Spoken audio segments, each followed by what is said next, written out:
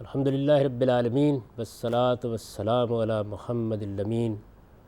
اعوذ باللہ من الشیطان الرجیم، بسم اللہ الرحمن الرحیم۔ خواتین و حضرات، یہ سورہ بقرہ کی آیت 21 ہے جس سے ہم درس کی ابتدا کر رہے ہیں۔ اس سے پہلے اللہ تعالیٰ نے یہ بات واضح کر دی کہ محمد الرسول اللہ صلی اللہ علیہ وسلم کی طرف سے جب یہ قرآن پیش کیا گیا تو وہ کون لوگ تھے جنہوں نے اس کی ہدایت پر لبیک کہی، اسے مانا اور اس کے تقاضوں کے مطابق اپنی زندگی کو بدلنے کے لیے تیار ہو گئے۔ اس کے بعد یہ بتایا کہ وہ کون لوگ تھے جنہوں نے ضد، ہٹ درمی اور عناد کی وجہ سے اس کو ماننے سے انکار کر دیا، اور پھر ان لوگوں کے کردار کی ایک تصویر پیش کی جو منافقانہ طرز عمل کے ساتھ سامنے آئے، اور جنہوں نے یہ خیال کیا کہ وہ اللہ کو بھی اس طریقے سے دھوکہ دینے میں کامیاب ہو جائیں گے اور مسلمانوں کو بھی فریب میں مبتلا کرنے میں کامیاب رہیں گے۔ ان کی پوری سیرت کا جائزہ لینے کے بعد پھر یہ بتا دیا گیا کہ یہ وہ لوگ ہیں کہ جن کو اللہ کبھی ہدایت نہیں دیتا۔ اگر انہوں نے اب بھی اپنے طرز عمل پر نظر ثانی نہیں کی اور اپنے اسی رویے پر قائم رہے تو اس کا پورا امکان ہے کہ جس طرح ضد کی بنیاد پر انکار کرنے والوں کو اللہ تعالیٰ نے ہدایت سے محروم کر دیا ہے، یہ بھی ہدایت سے محروم کر دیا جائے۔ اس طریقے سے گویا قرآن مجید نے ہدایت اور گمراہی کے قانون کی طرف اشارہ کر دیا، اور یہ بتا دیا کہ اگر انسان اللہ کی ہدایت حاصل کرنا چاہتا ہے تو اسے سب سے پہلے اپنے رویے کی اصلاح کرنی ہے۔ یہ اصل میں انسان کا رویہ ہے جو اللہ تعالیٰ کی رحمت کا باعث بھی بن جاتا ہے، اور یہ انسان کا رویہ ہی ہے جو اس کے لیے گمراہی کا باعث بھی بن جاتا ہے۔ اس کے بعد پھر تھوڑی دیر کے لیے یہود سے رخ پھیر کر یثرب کے مشرکین کو مخاطب کر لیا ہے۔ چنانچہ اب جو آیات زیر بحث آئیں گی ان میں یثرب کے مشرکین کو یہ بتایا گیا ہے کہ یہ یہود تو طرح طرح کی سازشیں کر کے حق سے انحراف کے راستے اختیار کر رہے ہیں، ان میں سے بعض لوگ ضد اور ہٹ درمی پر اتر آئے ہیں، تم ان کے پیچھے لگ کر اپنی عاقبت خراب نہ کرو۔ تمہارے پاس اللہ کی ہدایت آئی ہے، اللہ کا پیغمبر تمہیں راہ حق کی طرف بلا رہا ہے، تم اس کی آواز پر لبیک کہو، اور جو صحیح راستہ وہ تمہارے سامنے واضح کرتا ہے اس کو قبول کرو۔ چنانچہ اس میں یثرب کے مشرکین کو ان کے مسلمات کی بنیاد پر دعوت دی گئی ہے۔ یہ بات قرآن مجید سے بھی معلوم ہوتی ہے، اور جب ہم عرب کی تاریخ کا مطالعہ کرتے ہیں تو اس سے بھی معلوم ہوتی ہے کہ یثرب میں جو لوگ شرک کو مذہب کے طور پر اختیار کیے ہوئے تھے وہ عرب کے دوسرے علاقوں کی طرح اللہ تعالیٰ کے منکر نہیں تھے، وہ اللہ تعالیٰ کو مانتے تھے، یہ بات مانتے تھے کہ زمین کا خالق وہ ہے، آسمان کا خالق وہ ہے، یہ سب چیزیں اسی کی بنائی ہوئی ہیں، وہ اسی کے بندے ہیں، لیکن وہ اس کو چھوڑ کر اس کی عبادت میں دوسروں کو شریک کر لیتے تھے۔ یہ جو مذہب شرک ہے یہ ایک زمانے میں پوری دنیا میں غیر معمولی طور پر مقبول رہا ہے، یعنی لوگوں نے خدا کو تو مانا لیکن اس کے ساتھ بہت سے دوسرے لوگوں کو بھی کبھی اوتار بنا کر، کبھی اللہ تعالیٰ کا سایہ اور بروز بنا کر، کبھی اس کا مقبول بنا کر، کبھی اس کی طرف سے مختار بنا کر ان کو بھی وہی حیثیت دے دی جو حیثیت اللہ تعالیٰ اپنے لیے پسند کرتے ہیں۔ چنانچہ یہ وہ چیز ہے کہ جس کی قرآن مجید نے اس وقت بھی اصلاح کی جب وہ مکے میں مشرکین کو مخاطب کر رہا تھا، اور اس وقت بھی اصلاح کی جب مدینے میں آ کر یہی دعوت دوبارہ پیش کی گئی۔ تو اس سارے حصے میں ہم یہ دیکھیں گے کہ قرآن مجید نے مشرکین عرب، خاص طور پر یثرب کے وہ لوگ جو اوس اور خزرج کے قبائل سے تعلق رکھتے تھے، اسی طرح شرک کو مذہب کے طور پر اپنائے ہوئے تھے جس طرح مکے کے مشرکین اپنائے ہوئے تھے، ان لوگوں کو مخاطب کیا ہے، اور مخاطب کر کر تھوڑی دیر کے لیے نے یہ بتایا ہے کہ یہ یہود کے پیچھے نہ لگیں، ان کی روش اختیار نہ کریں، ان کا طریقہ اختیار نہ کریں، بلکہ صحیح بات کو اس کے میرٹ پر، صحیح معیار پر قبول کرنے کے لیے تیار ہو جائیں۔ چنانچہ ہم ان آیات کا مطالعہ کریں گے اور یہ دیکھیں گے کہ ان میں کس طرح سے قرآن مجید نے نہایت بلاغت کے ساتھ اور کتنے عمدہ استدلال کے ساتھ اپنی دعوت پیش فرمائی۔ خواتین و حضرات، ارشاد فرمایا ہے، یا ایھا الناس اعبدوا ربکم الذی خلقکم والذین من قبلکم لعلکم تتقون۔ اے لوگو، اپنے اس پروردگار کی عبادت کرو، اس پروردگار کی بندگی کرو جس نے تم کو پیدا کیا اور تم سے پہلوں کو بھی۔ کیوں بندگی کرو؟ لعلکم تتقون، تاکہ تم اس کے عذاب سے بچ جاؤ۔ یہ اس آیت کا سادہ مفہوم ہے۔ اس میں جس طرح کہ میں عرض کر چکا ہوں، یثرب کے مشرکین کو صرف اللہ ہی کی بندگی کرنے کی دعوت دی گئی ہے۔ اس میں جو بندگی کا لفظ قرآن مجید نے استعمال کیا ہے، یہ قرآن کی خاص اصطلاح ہے۔ عبادت اور بندگی کا مطلب یہ ہے کہ انسان یہ حقیقت تسلیم کر لے کہ وہ ایک پروردگار کے بنانے سے بنا ہے، اس کے بھیجنے سے دنیا میں آیا ہے، وہ کوئی شتر بے مہار نہیں ہے، اس کو ایک خاص مقصد کے تحت ایک خالق نے بنایا اور پھر امتحان کے لیے اس دنیا میں بھیجا ہے، لہٰذا اسے اپنی یہ حیثیت تسلیم کر کے دنیا میں زندگی بسر کرنی ہے، خدا کا بندہ بن کر رہنا ہے، اس کے مقابلے میں سرکشی کا رویہ اختیار نہیں کرنا۔ بندگی در حقیقت سرکشی کے مقابل کا لفظ ہے، یعنی جب کوئی انسان اس دنیا میں اپنی حقیقت کو فراموش کر دیتا ہے، اپنی حقیقت کو بھلا دیتا ہے اور یہ خیال کرتا ہے کہ کوئی اس کا پوچھنے والا نہیں ہے، کوئی اس کا بنانے والا نہیں ہے، وہ کسی کے سامنے جواب دہ نہیں ہے، کسی کے سامنے مسئول نہیں ہے، وہ اپنی ہوا و ہوس کی پیروی کر سکتا ہے، وہ دنیا میں نچنت اور بے خوف ہو کر رہ سکتا ہے، تو گویا وہ شیطنت کا، سرکشی کا رویہ اختیار کر لیتا ہے۔ لیکن جب وہ اس کے بالکل برخلاف یہ تسلیم کر لیتا ہے کہ مجھے اپنے پروردگار کو پروردگار ماننا ہے، میں اس کا ایک حقیر بندہ ہوں، میں اس کی مخلوق ہوں اور مجھے مخلوق کے طریقے پر دنیا میں زندگی بسر کرنی ہے، تو یہ گویا بندگی کا رویہ اختیار کرنا ہے۔ قرآن مجید میں یہ تعبیر پرستش کے لیے بھی استعمال ہوتی ہے، اور یہی پرستش جب آگے بڑھ کر انسان کی عملی زندگی سے متعلق ہوتی ہے تو اس میں اطاعت کا مفہوم بھی شامل ہو جاتا ہے۔ گویا میں خدا ہی کے سامنے جھکوں گا، خدا ہی کے سامنے میں نماز پڑھوں گا، خدا ہی کے لیے میں قربانی کروں گا، خدا ہی کو میں اپنا معبود مانوں گا، خدا ہی سے میں مدد چاہوں گا، اور خدا اگر مجھے کوئی حکم دے گا تو اس کے سامنے بھی سر تسلیم خم کر دوں گا۔ یہ عبادت کا جامع مفہوم ہے، اور اسی میں یہاں یہ فرمایا ہے کہ لوگوں اپنے اس پروردگار کی عبادت کرو۔ پھر لفظ پروردگار اختیار کیا ہے، مطلب یہ ہے کہ انسان اگر اپنی ذات پر اور اپنے دنیا میں قیام پر غور کرے تو یہ حقیقت اس پر بالکل واضح ہو جاتی ہے کہ وہ دنیا میں پالا جا رہا ہے، اس کی پرورش کی جا رہی ہے، اس کا کوئی مالک ہے جس نے اس کو بھیجا ہے، وہی اس کے لیے تمام زندگی کا سامان مہیا کر رہا ہے، اور وہ اس کی عنایت اور اس کی رحمت کے بغیر 2 لمحے بھی دنیا میں بسر نہیں کر سکتا۔ چنانچہ اس کے بعد پھر توجہ دلائی کہ یہ تمہارا آقا، تمہارا مالک، تمہارا پروردگار کون ہے؟ الذی خلقکم والذین من قبلکم،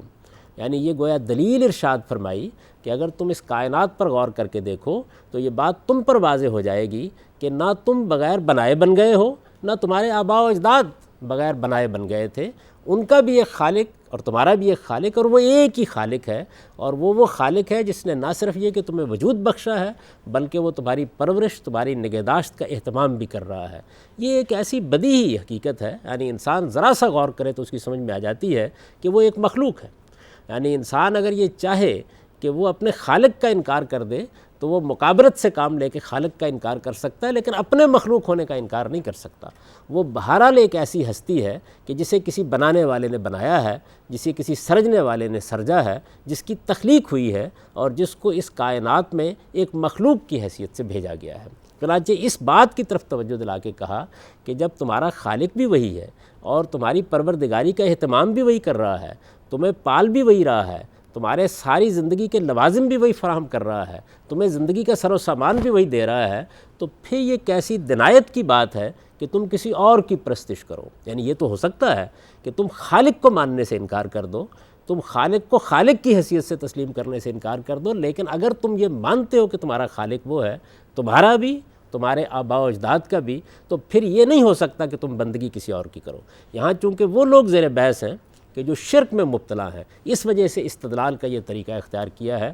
یعنی یہاں مقصود اللہ تعالیٰ کی ذات کو منوانے کے لیے دلیل دینا نہیں ہے، بلکہ وہ لوگ جو اللہ کو خالق مانتے ہیں، اپنے آپ کو اس کی مخلوق سمجھتے ہیں، ان کو یہ بدیہی نتیجہ بتانا ہے کہ خالق کو خالق مان کر اور آقا کو آقا مان کر اور کائنات کا پروردگار مان کر پھر اس سے انحراف کر کے کسی دوسرے کے دروازے پر جانا، یہ بالکل دلیل، عقل، علم، ہر چیز کے خلاف ہے۔ چنانچہ ارشاد فرمایا اور ظاہر ہے کہ یہ لوگ جو مخاطب ہیں وہ یہ مانتے ہیں کہ وہ ان کا خالق ہے، کہ وہ جس نے تمہیں پیدا کیا، جس نے تم سے پہلے لوگوں کو پیدا کیا، اس کی بندگی کا حق ادا کرو، اور اس کے ساتھ یہ بات واضح کر دی کہ اگر اس کی بندگی نہیں کرو گے اور اس کو چھوڑ کر کسی اور کے دروازے پر جاؤ گے تو یہ چیز تمہارے لیے قیامت میں مواخذے کا باعث بن جائے گی، یعنی تم اللہ کی گرفت میں آ جاؤ گے۔ لعلکم تتقون، اس کا سبب بیان کیا کہ کیوں تمہیں خدا ہی کی بندگی کرنے کی دعوت دی جا رہی ہے، تاکہ تم اس کے عذاب سے بچ جاؤ۔ الذی جعل لکم الارض فراشا والسماء بناء وانزل من السماء ماء فاخرج به من الثمرات رزقا لکم فلا تجعلوا للہ اندادا وانتم تعلمون۔ اب اس کے بعد اللہ تعالیٰ کی جس ذات کا تعارف کرایا تھا، اب اس کے سامان ربوبیت کی طرف توجہ دلائی، گویا وہی استدلال جو اللہ کی ربوبیت سے قائم کیا تھا، اور جس میں یہ بتایا تھا کہ جب خالق وہ ہے اور پروردگار وہ ہے تو پھر عبادت بھی اسی کی ہونی چاہیے، اس کی ربوبیت کا کیا کیا اہتمام اس کائنات میں ہے اس کو بیان کیا ہے۔ تو اس آیت میں یہ ارشاد ہوا کہ وہ ذات جس نے زمین کو تمہارے لیے بچھونا بنا دیا، الذی جعل لکم الارض فراشا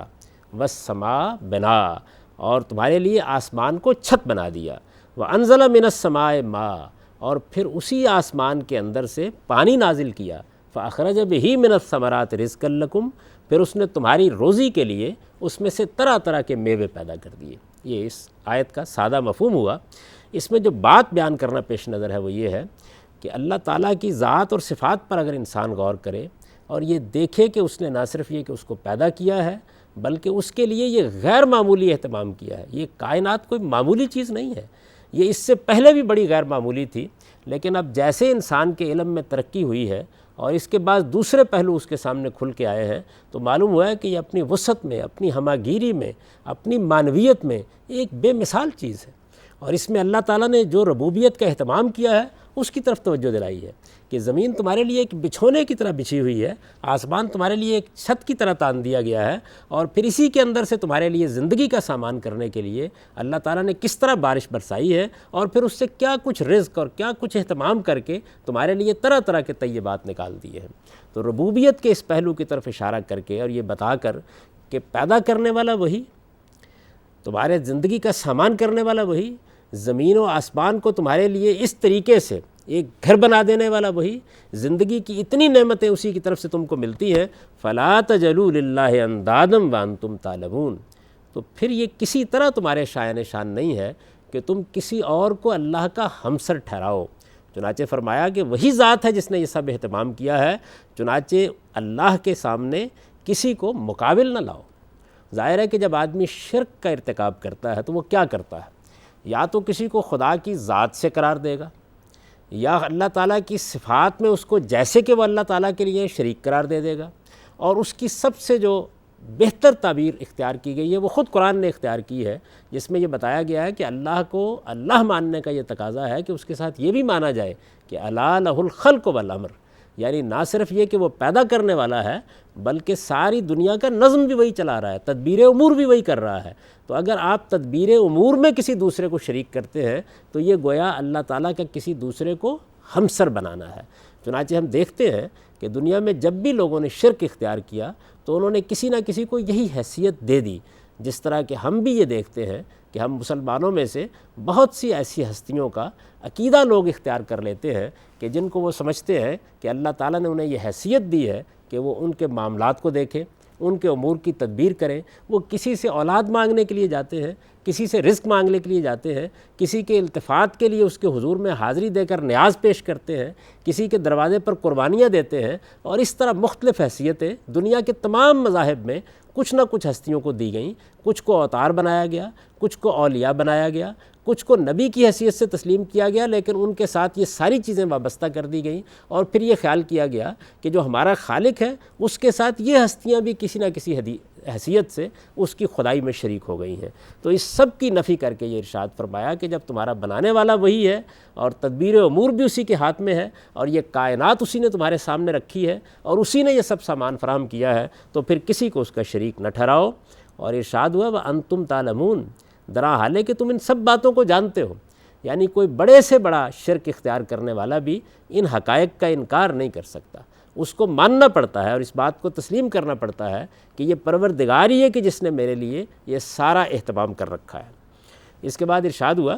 وَإِن كُنتُمْ فِي رَيْبٍ مِّمَّا نَزَّلْنَا عَلَىٰ عَبْدِنَا فَأْتُوا بِسُورَةٍ مِّن مِّثْلِهِ وَادْعُوا شُهَدَاءَكُم مِّن دُونِ اللَّهِ إِن كُنتُمْ صَادِقِينَ، یعنی یہ تو زندگی کے بدیہی حقائق تھے ہی، تمہیں اگر اس قرآن کے ذریعے سے اب ہدایت دی جا رہی ہے اور تم اس کے بارے میں کسی شبے میں مبتلا ہو کہ ہمارے آباء کی بات ہی ٹھیک تھی، یہ قرآن کہاں سے آ گیا، تو یہ قرآن خدا کی کتاب ہے، اللہ نے تم پر یہ کرم اور احسان فرمایا کہ تم پر نازل کی ہے، تو اس قرآن مجید کو اللہ کی کتاب اگر تم نہیں سمجھتے ہو تو آؤ ہم تمہارے سامنے ایک معیار رکھ دیتے ہیں، تم بھی عرب ہو، تمہاری بھی یہ زبان ہے، تم اگر یہ خیال کرتے ہو کہ محمد صلی اللہ علیہ وسلم اس کو اپنی طرف سے گھڑ کے پیش کر رہے ہیں، تم یہ جانتے ہو کہ ان کا کوئی علمی اور ادبی پس منظر نہیں ہے، وہ تمہاری طرح زندگی بسر کر رہے تھے، اللہ کی کتاب اگر ان کی زبان پر نازل ہونا شروع ہو گئی ہے تو تم بھی آؤ، اور آ کر تمہارے پاس بھی ایسے فصحاء و بلغاء موجود ہیں، تمہارے شعراء ہیں، تمہارے اور بہت سے لوگ ہیں، ان سب کو بلا لو، اور اس قرآن میں جو خدا کی شان بولتی ہے، جو اس کا حسن بیان ہے، جو اس کے اندر لطافت ہے، جس طرح کے مضامین یہ بیان کرتا ہے، جس طرح اپنی وحدت کے اوپر کھڑا ہے، جس شان کا یہ کلام ہے، اس شان کا کوئی کلام تم بھی لے آؤ۔ عام طور پر لوگ یہ خیال کرتے ہیں کہ قرآن مجید نے جو اسلوب اختیار کیا یہ گویا اس کی نقالی کی دعوت ہے، نہیں، اس کے برابر، اس کی شان کی، اس کی عظمت کی، جس طرح کی بات وہ کہتا ہے، جس طرح سے خدا اس میں بولتا نظر آتا ہے، جس طریقے سے اللہ تعالیٰ کی شانیں اس کے اندر سے نمایاں ہوتی ہیں، جس طرح وہ وحدت فکر کے ساتھ اپنی بات پہنچاتا ہے، بتاؤ اگر تمہارے پاس کوئی چیز ہے تو وہ لے آؤ، ان کنتم صادقین، اگر تم سچے ہو۔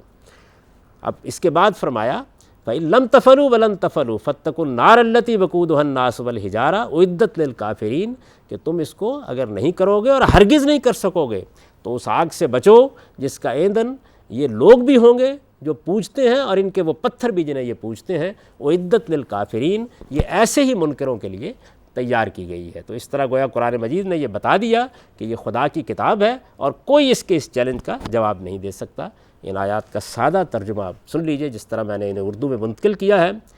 ارشاد ہوا ان کے پیچھے لگ کر تم اپنے آپ کو کیوں برباد کرتے ہو؟ لوگوں تم اپنے اس پروردگار کی بندگی کرو جس نے تمہیں پیدا کیا ہے اور تم سے پہلوں کو بھی، اس لیے کہ تم اس کے عذاب سے بچے رہو۔ وہی جس نے تمہارے لیے زمین کو بچھونا اور آسمان کو چھت بنایا ہے اور اسی آسمان سے پانی اتارا ہے، پھر اس نے تمہاری روزی کے لیے طرح طرح کے میوے پیدا کر دیے ہیں، لہٰذا تم اللہ کے ہمسر نہ ٹھہراؤ، درا حال ہے کہ تم ان سب باتوں کو جانتے ہو۔ یہی اس کتاب کی دعوت ہے، اسے قبول کرو، اور جو کچھ ہم نے اپنے بندے پر نازل کیا ہے اس کے بارے میں اگر تمہیں شبہ ہے تو جاؤ اور اس کے مانند ایک سورہ ہی بنا لاؤ، اور اس کے لیے خدا کے سوا تمہارے جو زعماء ہیں انہیں بھی بلا لو اگر تم اپنے اس گمان میں سچے ہو۔ پھر اگر نہ کر سکو اور ہرگز نہ کر سکو گے تو اس آگ سے ڈرو جس کا ایندھن یہ لوگ بھی ہوں گے جو نہیں مانتے، اور ان کے وہ پتھر بھی جنہیں یہ پوجتے ہیں وہ انہی منکروں کے لیے تیار کی گئی ہے۔ اقول قولی ھذا واستغفر اللہ لی ولکم ولسائر المؤمنین۔